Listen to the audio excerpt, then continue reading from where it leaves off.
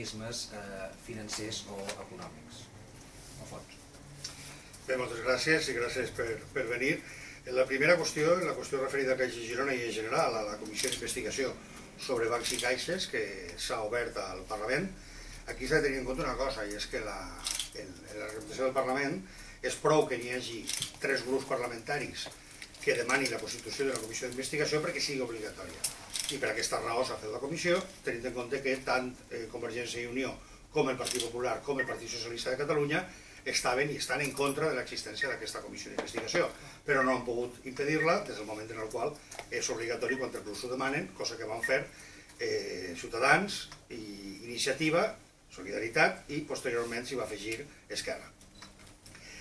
A partir d'aquí el problema és que evidentment les decisions després es prenen per majoria. La primera qüestió que s'havia de decidir era quines són les persones a les quals se'ls feia comparèixer davant d'aquesta comissió. I aquí es vam trobar que el criteri que van imposar i van votar sistemàticament CiU, PP i PSC junts, de vegades alguna abstenint-se, de vegades votant en contra, sempre bloquejant totes aquestes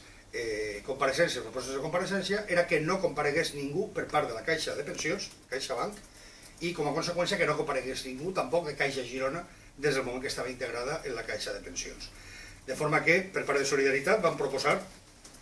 per part de Caixa Girona que compareguessin Manel Serra, que va ser el darrer president, Max Marcó, l'exvicepresident primer, Albert Berta, exconseller, Joan Pluma, exconseller, Joan Beto Ramader, exconseller, Alfons Vázquez, que és exmembre de la Comissió de Control de Fons de Pensions, Pere Cornellà, exvicepresident primer, Arcadi Calçada, expresident, tant de Caixa Girona com de la Fundació, Marta Frank, que és directora de la Caixa Girona, i Salvador Carrera i Comes, expresident de la Comissió de Control de Caixa Girona. Totes elles van ser votades en contra per part de CiU, PP, PSC, i en conseqüència no s'ha admès la compareixença de cap d'aquestes persones, com tampoc s'ha admès la compareixença de ningú que vingui per la Caixa de Pensions, CaixaBank, o ni tan sols com a president, per exemple, en el cas d'Isidro Fainé, com a president de la SECA, de la Confederació Espanyola de Cajas de Ahorro. No obstant això, no obstant la voluntat expressa, deliberada i anunciada públicament per part de Convergència, de PP i del PSC, de que no tiri endavant aquesta comissió d'investigació, no han pogut vetar, perquè hauria quedat una mica malament, tots els noms,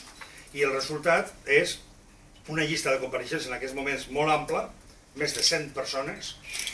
i en conseqüència no han vetat tampoc, encara que hagin vetat alguns, d'entitats d'afectats, de damnificats per les participacions preferents, pels crèdits participatius, per les emissions de bonos i cèdules hipotecàries, és a dir,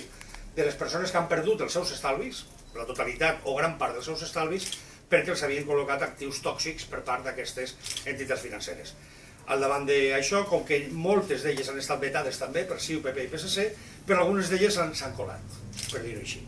I en conseqüència, sí, per la presència de representants dels sindicats i dels representants de les plataformes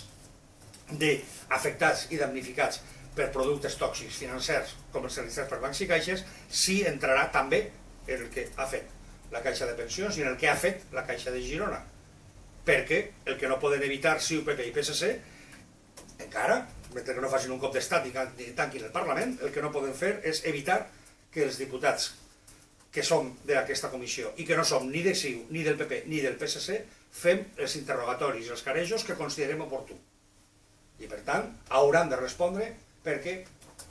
quines pràctiques han tingut, quines irregularitats s'han fet, qui ha robat, quant ha robat, com ha robat i cap a on s'han portat els diners. També sortirà la comissió d'investigació, no perquè la Caixa de Girona, els seus antics representants o directius hi estiguin allà, sinó perquè els seus damnificats estaran allà. I per tant, seran interrogats i per tant podran donar dades. A partir d'ahir a veure si arriba un moment en el qual la pròpia Caixa Girona o la pròpia CaixaBank entenen que els hi convé més comparèixer i donar la seva versió que no trobar-se que l'única versió que s'hi dona allà és la versió dels damnificats, perquè no es callen a la boca. I el segon punt, que és el que s'ha produït també en el mateix sentit, i és el fet de, saben vostès, que el jutge instructor del cas Palau ha dictat, com a conseqüència d'uns informes previs de la Fiscalia Anticorrupció i de la Policia Anticorrupció, ha dictat una interlocutòria per la qual declara Convergència com a responsable civil per haver-se lucrat de més de 3 milions d'euros en comissions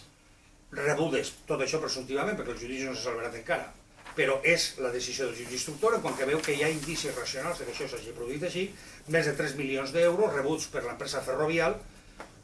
com a contrapartida, com a comissió pagada a Convergència i Unió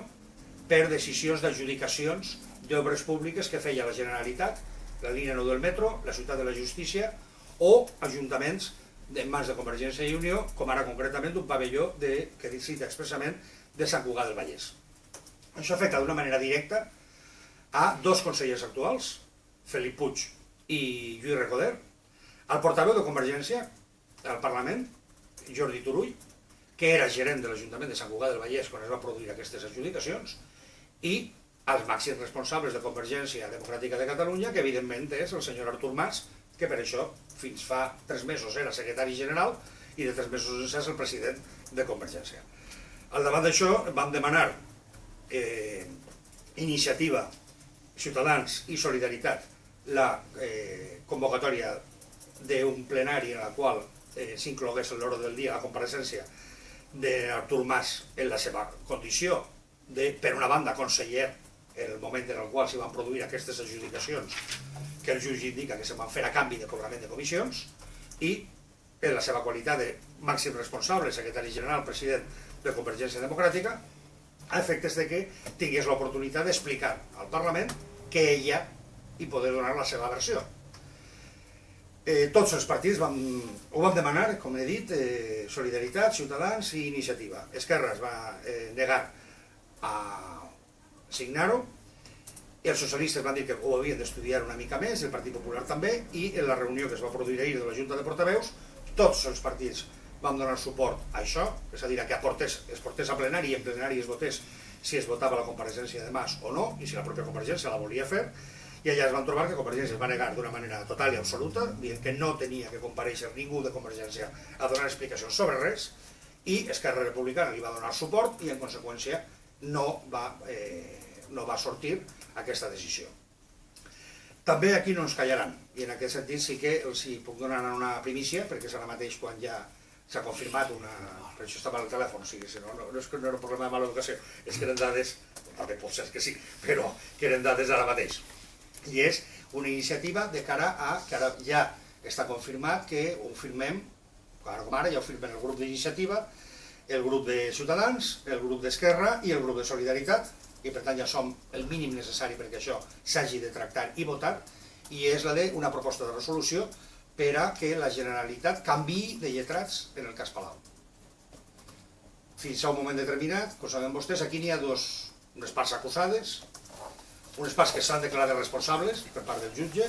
que és ara mateix, que és Convergència Democràtica de Catalunya, i uns damnificats. I aquests damnificats, entre ells, està la pròpia Generalitat.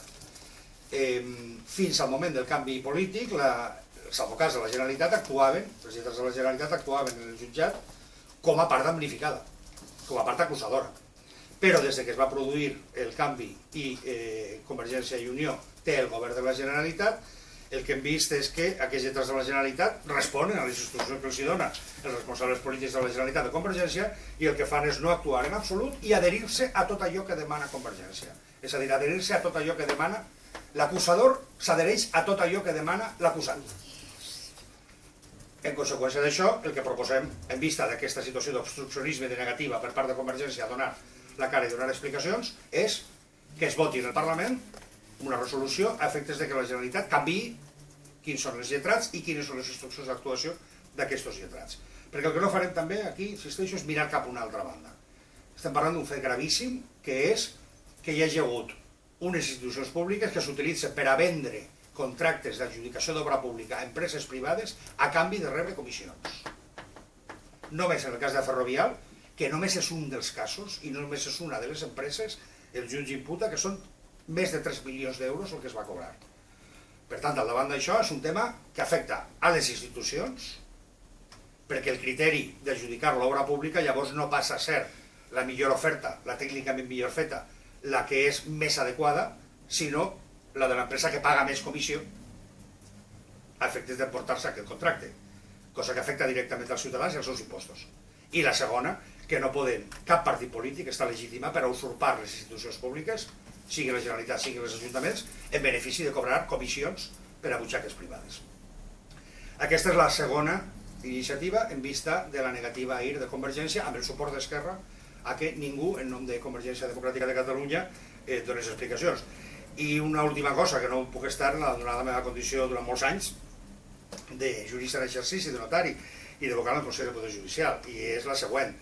Quan a alguna persona se li acusa d'una cosa i es nega a donar explicacions, és indici racional de culpabilitat. És indici racional de que té coses que amagar. Perquè el primer interessat en aquests moments d'explicar-ho tot hauria de ser el propi Mas. I hauria de ser el propi Recoder, hauria de ser el propi Turull i hauria de ser el propi Puig, que són els que directament marca el jutge per les comissions.